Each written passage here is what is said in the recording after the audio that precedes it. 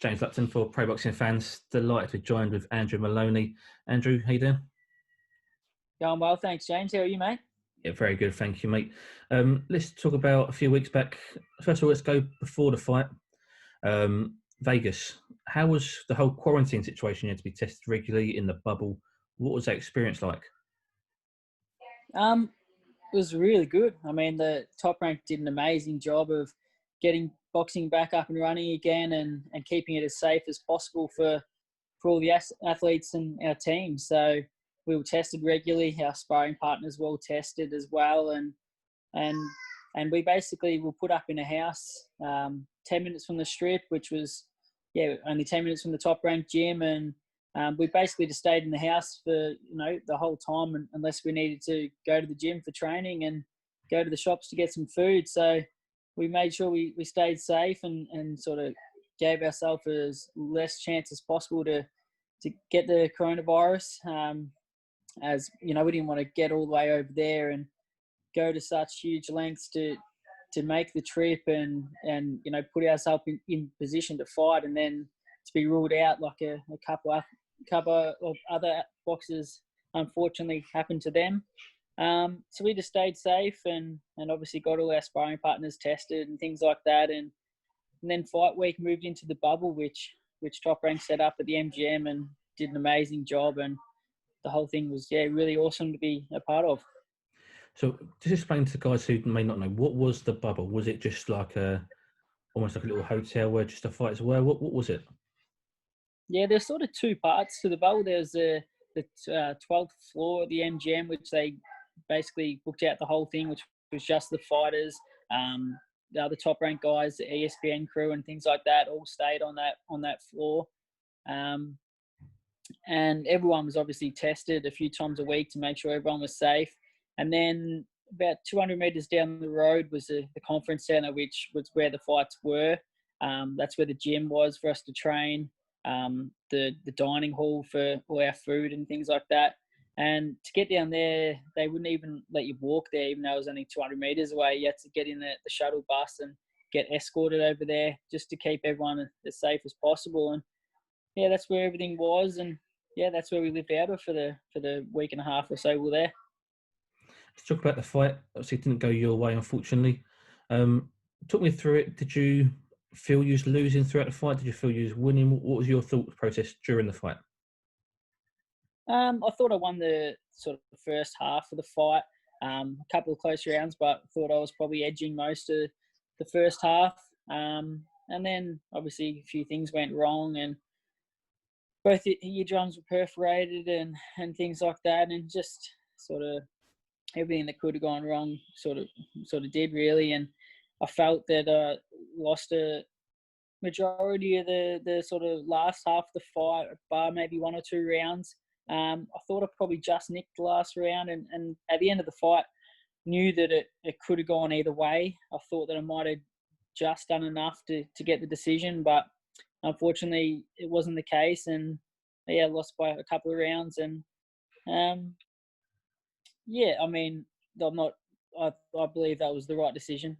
Watching the fight back, and I know that was nowhere near my best, and I can, a lot of things went wrong, and I look at correcting that in the rematch and getting it right and getting my world title back. How much impact did the injuries have? Like I said, two perforated eardrums, I think broken nose and a cut as well. How much of a factor did they play during the fight towards your loss? Without making excuses, of course.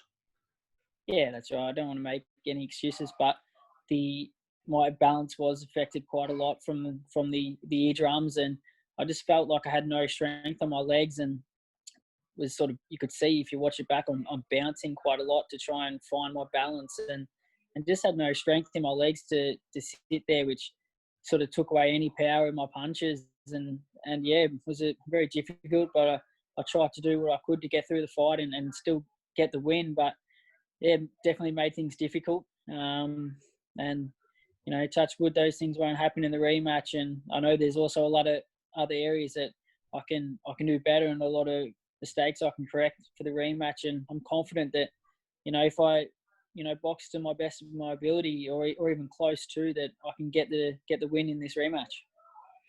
Do you feel that the loss was because of the injuries, or was it? Was there anything else? Was there any issues during camp or in a build-up at all at your end?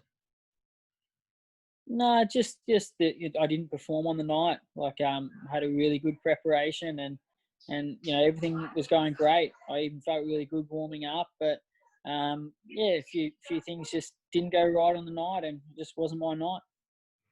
Like I say, the rematch clause has been triggered. How Yeah, pleased are you to get a chance to redeem yourself?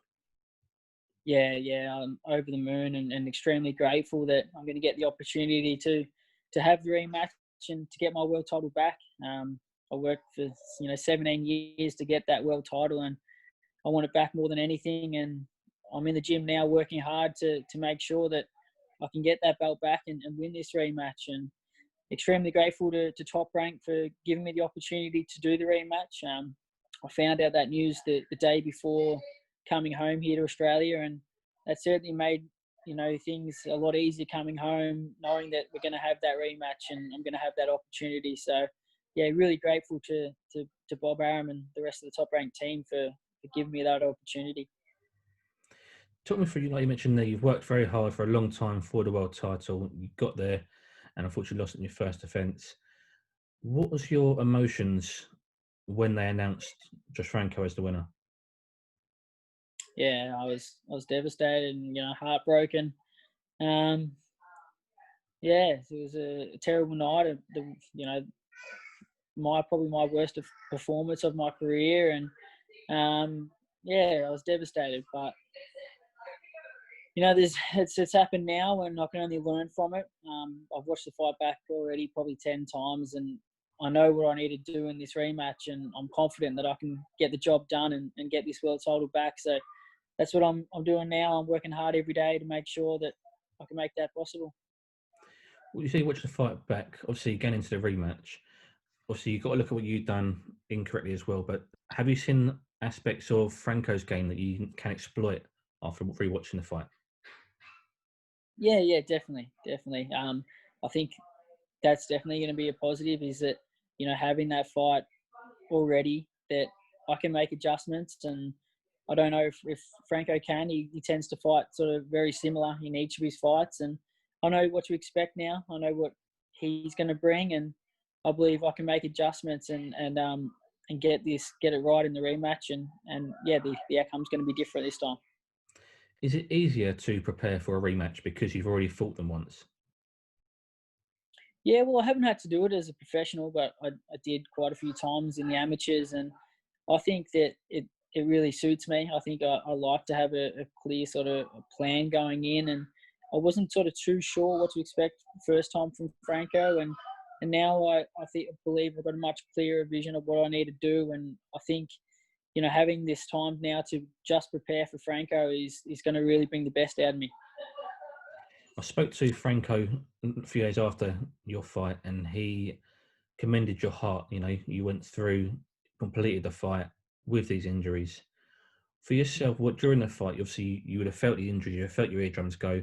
What was it that drove you on to hear the final bell? That world title means everything to me, and boxing is all I've got, and I've got a family that I need to provide for, and I was thinking of them, and trying to do everything I could to keep hold of that world title and to win that fight, and yeah, I tried my best, and unfortunately it wasn't my night, and a lot of things went wrong, but yeah, there's no way I was going to quit. Let's talk about your brother, Jason fought about a week later. He was victorious. How much did that mean to you that at least come home with one of you guys winning? Yeah, no, that was great. I sort of felt a bit guilty that I put a lot of pressure on Jason to perform. He was on just 2 days later, and there would have been a lot of people thinking that these Moloney boys that have come over here to America, maybe they're not all that everyone thought they were. And after my performance, it definitely put a lot of pressure on him. But he showed in his fight, he performed amazing, and and broke down and stopped a really tough Mexican who was a lot bigger than him as well, and usually fights at the weight above. And think he was number 5 in the world at super bantamweight. So that was a great win for Jason, and showed that he's ready to fight for a world title next. And hopefully that'll happen. And I'm very confident that he'll become world champion. You mentioned that you felt bad. You felt like you may have put some pressure on him. Obviously, Jason has fought in America before, Emmanuel Rodriguez, and he did lose that bout. Was there pressure going in for him that you saw already from losing his American debut prior? Yeah, I mean, there's always pressure, but yeah, definitely that probably would have been in the back of his mind that he, last time he went to America that he didn't get the result. So yeah, I think you saw in that fight that he learned a lot from that loss to Rodriguez, and has made huge improvements since that fight. And that's what I need to do now myself, is to, use that loss to motivate me and to make me improve. And that's what I'm doing at the moment. I'm back in the gym and trying to improve every day, and, correct these mistakes. And hopefully Jason can win a world title in his next fight in the next few months. And I can get mine back in November when this rematch will be. And we'll both be world champions, and that'll be a dream come true. I was going to ask you, obviously, he's now in pole position. I think it's WBO #1 mandatory for Casemiro. Like you say, he'd come back from that loss. How much does that inspire you to do the same, get yourself back in pole position? Yeah, absolutely. Like, I'm lucky that we have this rematch clause, and I don't have to work my way back up the ratings that like Jason has, which has taken a couple of years. But that time has been really good for him, because that first Rodriguez fight was probably a little too early in his career. We just switched over to a new trainer, and sort of we're still making improvements. And now is the perfect time for him to fight for a world title. And he's more than ready now, and I'm very confident that he will win this fight and become world champion. And yeah, I mean, I seen from Jason that loss, just made him that much more hungry, and made him improve in the gym. And that's what I'm doing now. I'm trying to do the same, and make sure that I can win this rematch, and improve as much as I can between now and then. And just finally, Andrew, yourself, you was obviously wanting the Chocolatito fight. You wanted to carry a fight previously. Now you want these top guys. You wanted unifications when you held the title. How far, or how much of a setback is this loss to yourself? Or do you feel with that win over Franco, you get your title, but you're right back out there and worthy of challenging for unifications? Yeah, well, I mean, that first fight with Franco, that performance was nowhere near my best. So now I've got the opportunity to show what I can do in this rematch, and I need to perform well. I need to win the fight, and I need to put on a great performance to show what level I'm at. And then I believe a really dominant win in this fight will put me straight back into contention to fight those other big names in the division. And that's what I want to do. Could the loss be a bit of a blessing in disguise? Could it then have the other champions feel like you may not be what they expected you to be? So potentially, could you get a quicker shot at unifications because these champs may feel, well, you lost to Joshua Franco, they feel they're better than Franco. Could it be a blessing in disguise in that way? Yeah, possibly. I haven't sort of really thought about that, but now that I don't have that undefeated record, that a lot of people, that probably scares a lot of people off. Now I've got a loss on my record. I'm sure there'll be a lot of people out there that think they can beat me. And yeah, I've just got to put on a great performance in this next fight, and show that what level I'm at, and remind people of why I was world champion. Obviously, no one wants to lose or plan to lose. But with the undefeated record side of things, because of Floyd Mayweather um, retiring undefeated, how much did that undefeated record mean to you? Did you want to keep that? Did you rely on that? Or was it something that was just part and parcel of the game? I mean, you never want to lose. You always, you'd love to go your whole career without taking a loss. But I don't really like the whole protect your record thing, that the sort of Floyd Mayweather effect, that everyone wants to be undefeated now, and tries to protect that O as much as possible. And that's probably the reason we don't see a lot of the best fighting the best these days, because everyone tries to remain undefeated. And I don't like that. That's happening in this sport. I'd love to see the best fight the best, in every division. And everyone, a loss shouldn't define your career. You know, you see a lot of the guys in the UFC, for example, will take a loss, and they're still big names and will fight for the championship. Very soon after, and it doesn't seem to define them so much. Whereas that whole Mayweather effect has boxing thinking that one loss is the end of the world. But you know, yeah, staying undefeated wasn't a top priority for me. I want to test myself against the best in the division and unify belts and things like that. So yeah, that doesn't mean a lot to me. I'm motivated now to get back and to get my world title back and be in fights against the best in the division and be in exciting fights that the fans want to see. Absolutely. Well, we look forward to the rematch in November. Andrew, thank you for joining us, talk to pro boxing fans. Nah, thanks for your time, mate. Appreciate it.